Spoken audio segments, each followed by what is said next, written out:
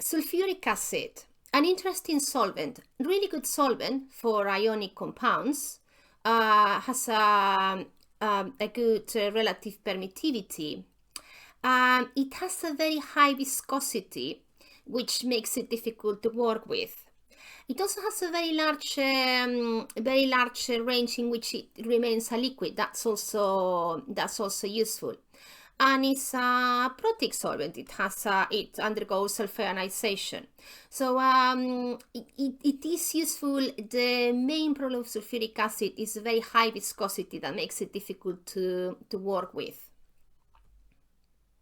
It self-ionizes, as I am showing here, to produce the cation and the anion of the self-ionization product. It's a highly acidic solvent. Sulfuric acid is a strong acid in water. Most other acids or substances that we call acids are actually neutral or even bases when they are dissolving sulfuric acid. So substances that dissolving water are acids, and they have the word acid in their name. Nitric acid, acetic acid, you have the examples there, are actually bases or neutral, or or they will not ionize when dissolving sulfuric acid. You have the ones like, acetic acid, which behaves as a base, nitric acid, which is a strong acid in water, behaves like a base, and a very strong acid like perchloric acid, which is a strong acid, a typical very strong acid in aqueous solution, is essentially non-ionizing sulfuric acid. It behaves as a very, very, very weak acid. So it changes completely the chemistry of the compounds just because itself, sulfuric acid, is a highly acidic solvent. Fluorosulfonic acid. It has again good properties that sulfuric acid has in terms of the electric constant, relative permittivity, is self-ionizing substance, good range of temperatures in which it behaves as a liquid. It's less viscous than sulfuric acid, which makes it easier to work with. It's used to make what we call superacids. It has the advantage that although it's a strong acid, it's less viscous than sulfuric acid, and glass is stable against it. It doesn't attack glass as hydrogen fluoride does. So it can actually be used with normal conventional glassware. It does not need to you do not need to use PTFE containers to handle it. And as I was saying, it's used to make what we call superacids. And what are superacids? Well, a substance is considered a superacid when they are stronger acids than anhydrous sulfuric acid, which is our cutoff, which is a very strong acid. So a stronger acid than anhydrous sulfuric acid is called a superacid. And they are all made by dissolving a strong Lewis acid, and we have here the example of antimony pentafluoride in either hydrogen fluoride or fluorosulfonic acid. And as I said, the advantage of using fluorosulfonic acid is that you can use glassware, it doesn't corrode glass, while if you dissolve it in hydrogen fluoride, then it will you need to be careful with the containers that are used. They're extremely potent acids, and they are capable of protonating even hydrocarbons, substances that find it very, very difficult because it's not in their nature to produce ions or to be protonated. So they are very potent, and this combination, fluorosulfonic acid and antimony pentafluoride, is called magic acid, and it's one of the strongest acids known to us. Bromine trifluoride is an aprotic solvent. It doesn't produce hydrogens. It's a really good fluorinated agent. It will fluorinate almost any other compound that is dissolving it. So it's very common in fluorination reactions. This is its main use, and you can use it to prepare highly fluorinated species. So not only fluorides, but actually with quite a few. And here I've got some examples of similar substances that have that capability. So it's not only bromine trifluoride. Chloron trifluoride, bromine pentafluoride, iodine pentafluoride. They are solvents, non-aqueous solvents. They're all aprotic, and they're all used as, well, good oxidizing agents, but also good fluorinated agents.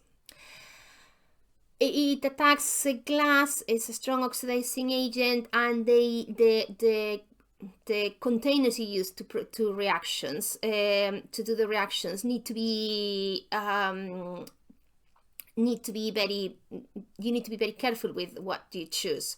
Either quartz or particular metals or alloys need to be used as a container, or the vessel will be attacked by the bromine trifluoride. It's a self-ionizing solvents, and here you've got the structure of the two ions it produces. So it's aprotic, but it's self-ionizing.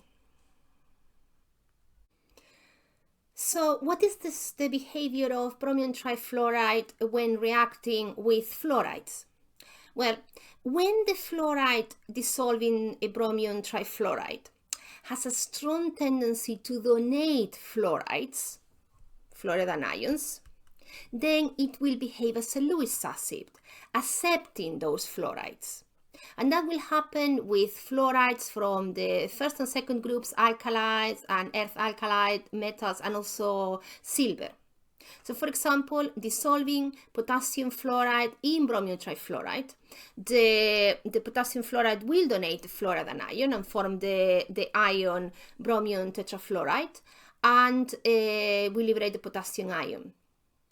I'm going to ask you to stop the video now and predict the products of the following reactions of silver fluoride and barium fluoride in bromine trifluoride, in which the two of them will have the same behavior as potassium fluoride. They have a strong tendency to donate those fluorides, so in the bromine trifluoride in these conditions will act as an Lewis acid, accepting those fluorides. Stop the video now, please.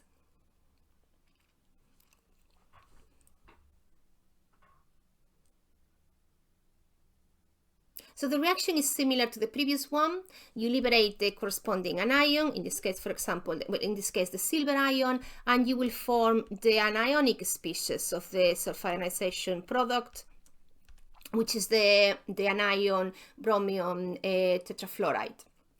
In the case of barium fluoride, it is the same process. The only difference is that you will liberate two molecules of the anion rather than only one.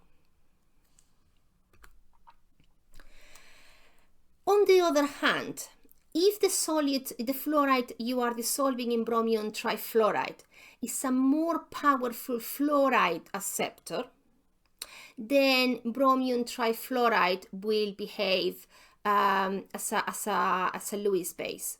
So for example, in this case, the process is reversed. This for gold and tin fluorides, both fluorides have a strong tendency to accept more fluorides, so you form the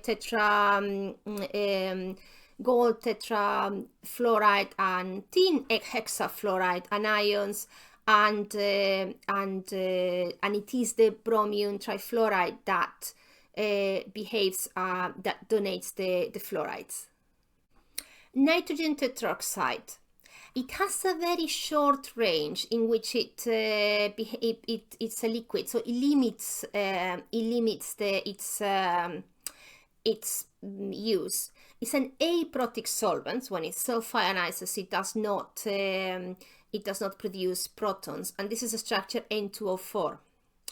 In pure dinitrogen tetroxide, there is no self-ionization.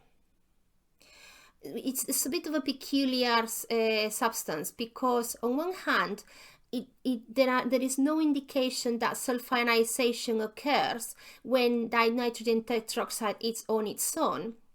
However, when salts are dissolving dinitrogen tetroxide, there seems to be a self-ionization process going on. And it can be explained assuming that it produces these two ions. So it's an interesting, if rather confusing, solvent. It's a good oxidizing agent, it's a good nitrating agent, and interestingly, it was used, or it's an interesting feature that many people remember. So there's often mentioned about dinitrogen tetroxide. It was used as a fuel in the Apollo missions. This reaction here is highly exothermic, and at the operating temperature of the reaction, all the reagents and the products are gases.